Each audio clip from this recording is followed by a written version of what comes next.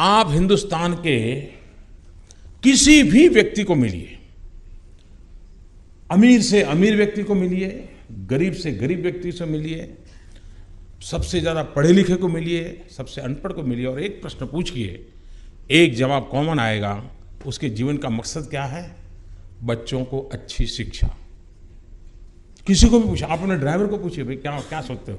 नहीं साहब, बच्चों को अच्छी शिक्षा मिल जाए, मेरी तो जिंदगी ड्राइवरी में पूरी हो गई, उसको मैं कुछ बनाना चाहता हूँ। साहब, मैं कईयों को पूछता हूँ, गरीब व्यक्ति ड्राइवर होगा, लिफ्टमैन होगा, मैं कभी पूछता हूँ, भाई कर्ज वर्ज तो नहीं है ना? तो कहते नहीं साहब, कर्ज है। कर्ज किस बात का है? बच्चों को अच्छी स्कूल में पढ़ने के लिए कर्ज किया उसने। इसका मतलब हुआ कि देश में सबसे ज्यादा मांग अगर किसी की है तो बेस्ट टीचर्स की है। हम इस बेस्ट टीचर निर्माण करने को और सामान्य व्यक्ति को लगे कि भाई टीचर बनना एक बड़ा गौरवपूर्ण काम है और मैं बहुत कुछ कंट्रीब्यूट कर सकता। और किसी टीचर से पढ़ाई करने के लिए आपने स्टूडेंट्स की इतनी भीड़ देखी है?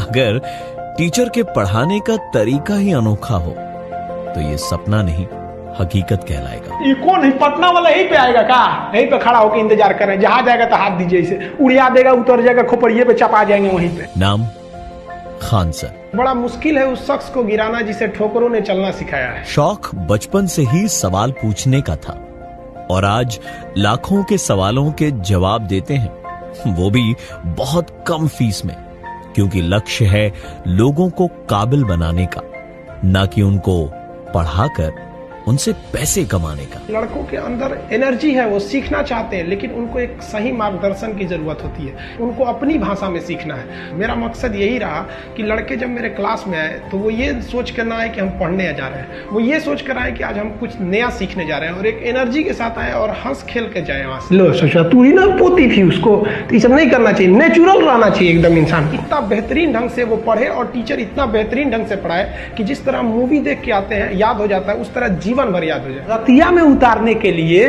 इस पेंटिंग का कोई जरूरत नहीं पड़ेगा, तब वहां पे लाइट जलाना पड़ता है, भुकभुकवा लाइट। चाहते तो शिक्षा को अपनी कमाई का जरिया बनाकर करोड़ों रुपए कमा सकते थे, ऐशो आराम की जिंदगी जी सकते थे, पर इन्होंने जो रास्ता चुना वो मुश्किल जरूर है, पर वो मुश्किल रास्ते ही अक्सर इंसान को कामयाबी की ओर ले जाते हैं। जो लोग हमें करोड़ों रुपए में खरीद सकते हैं, तो फिर वो कहीं ना कहीं स्टूडेंट से ही फीस लेंगे।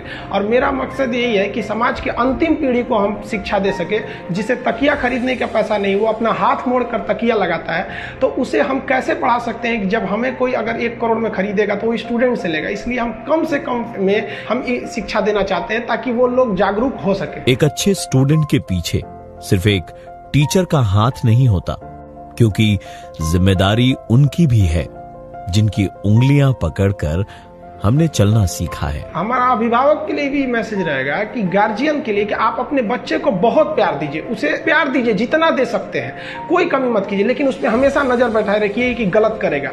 यही नजर एक दिन उसको पूरी दुनिया के आगे खड़ा करेगा। खान सर जैसे लोग हैं जिन्होंने गरीबी को बहुत करीब से देखा, इसलिए गरीबी को हराने का सबसे बड़ा हथियार अपना लिया, यानी शिक्षा।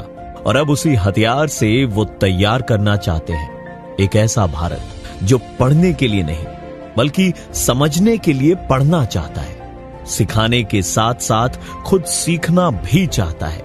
ऐसे ही लोगों को मैं आरजे प्रवीण करता हूं सलाम and wishing them all a very happy